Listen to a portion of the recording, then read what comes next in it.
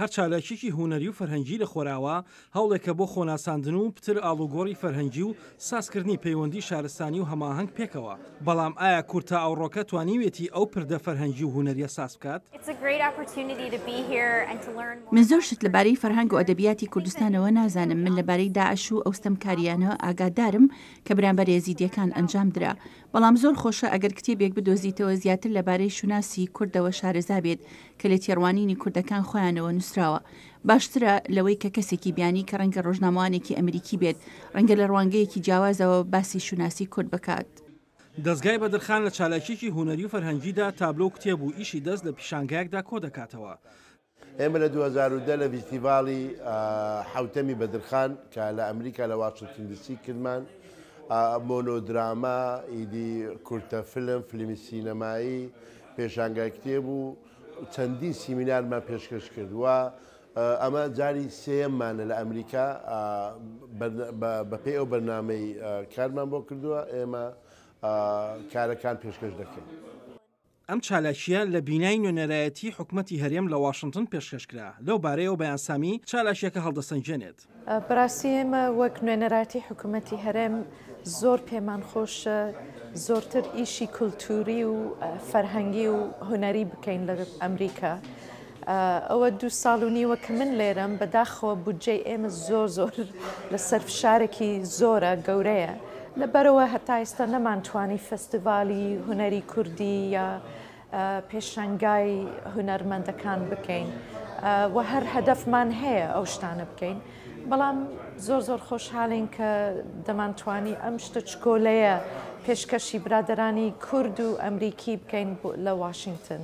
سەرباری کتێبە کوردیەکان چەندین کتێبی دیکە بە زمانی نزی سەبارەت بە مێژوو فەرهەنگ و بزوتنەوە سیاسی و چەکدارەکانی کورد لەم پیشانگایەدا ئامادەکرا بوو.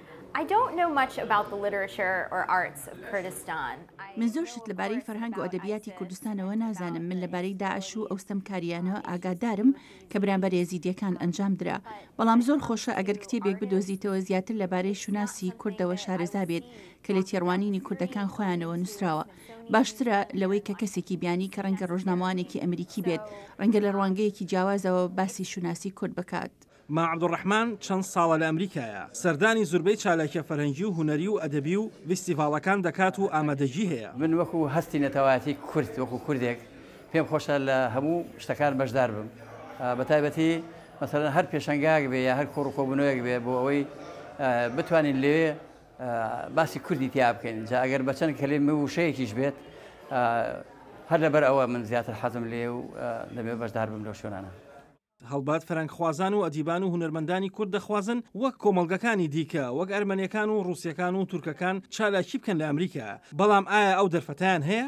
بەداخەوە بودجەی ئێمە زۆر لە سەرفشارێکی زۆرە گەورەیە. لەبەرەوە هەتا ئێستا نەمانتوانی فستیڤالی هوەری کوردی یا پێشانگای هونەرمەندەکان بکەین و هەر هەدەفمان هەیە ئەو شتانە بکەین. بەڵام زۆر خۆشحاڵین کە دەمانتوانی ئەم شتە چکۆلەیە پێشکەشی برادرانی کورد و ئەمریکی بکەین لە واشنگتن.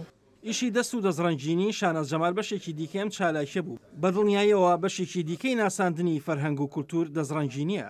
ئەمە لەسەر ئەرک و ماندووبوونی میوانەکان خۆیەتی ئێمە خۆمان ینی سەپۆرتی کارەکەمان کردو و ئەرچی هاتون و چون و هەموو ئەو کتێبانەی کە نزیکەی 250 تا 300 کیلۆ کتێب دەبێت لەگەڵ پێشانگای هونەرمەندان هێناومانە. بۆیە ئەمەی ئەمڕۆ دەیبینن ئەمە بە هاوکاری نوێنەرایەتی حکوومەتی هەرێمی کوردستانە لە ئەمریکا. میوانەکان هیواخواز بوون ئەم جۆرە چالاکیانە و هاوکات چالاکی گەورەتر و فراوانتر لە بواری فەرهەنگی و ئەدەبی و هوەری کوردیدا لە ئەمریکا بەردەوام بێت.